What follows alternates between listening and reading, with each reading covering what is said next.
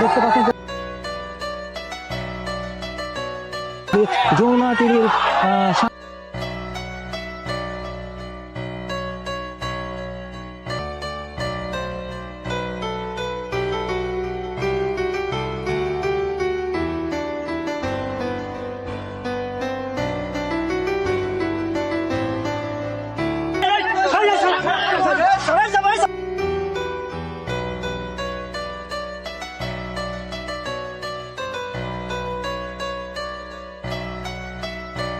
খোলা আছে নাকি প্যাকেটে এখন ঢুকাতে পারেননি। দেখেন এই প্রজন্ম শিখবে আসলে একজনের মারলে কিভাবে 10 জন এগিয়ে আসতে হয়।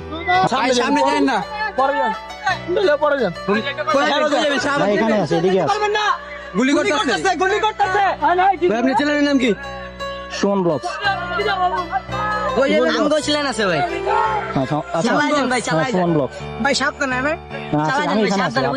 আমার চোখের সামনে দেখা, যদি আমি বিএপি সিগন্যাল দিয়ে তাদেরকে হসপিটালে ভর্তি করাছি। তো আপনারা দেখতে পাইছেন যে আসলে এখন পর্যন্ত বিজয়ের পরবর্তী সময় পর্যন্ত পুলিশ কিন্তু যাত্রাবাড়িতে গোলাগুলি শব্দ এখন পর্যন্ত শোনা যাচ্ছে।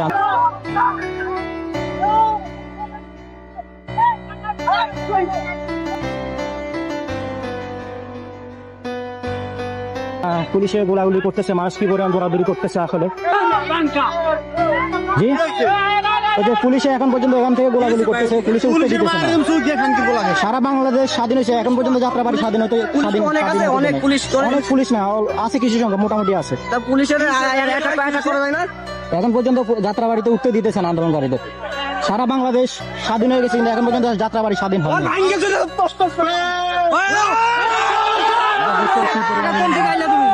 আমি ওই দিক থেকে আসছি, যাত্রাবাড়ি থেকে আসছি। না ওইখানে পুলিশ না, ওইখান থেকে পুলিশ মাঝে মাঝে গুলি করতেছে, একদম মোড় থেকে গুলি করতেছে, মোড় থেকে।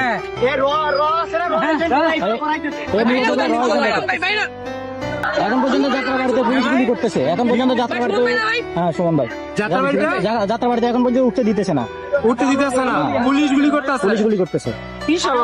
ইন্ডিয়ান পুলিশ ভাই, একটা দেশের প্রধানমন্ত্রী বাচ্চা, এরা এখন পর্যন্ত গুলি করতেছে। কোন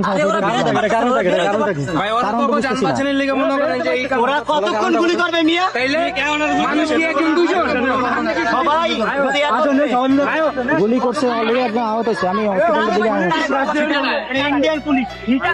দিকে অবস্থা খারাপ। হ্যাঁ ওখানে এখন পর্যন্ত পুলিশে গোলাগুলি করতেছে, সাধারণ মানুষের বিজয় মিছিল করতে দিচ্ছে না।